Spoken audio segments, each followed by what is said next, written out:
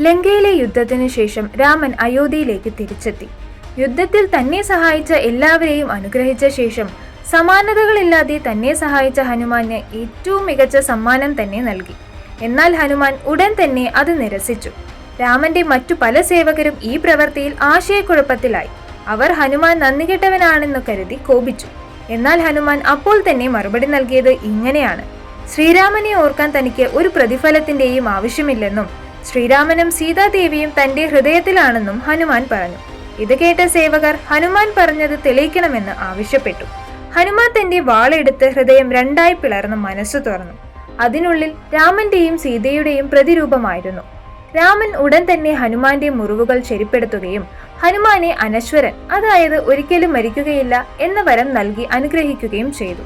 ഹനുമാൻ ഈ അനുഗ്രഹം നിരസിക്കാൻ ശ്രമിക്കുകയും ശിഷ്ടകാലം ശ്രീരാമന്റെയും സീതാദേവിയുടെയും പാദങ്ങളിൽ തന്നെ സമർപ്പിക്കണമെന്ന് ആഗ്രഹം പറയുകയും ചെയ്തു.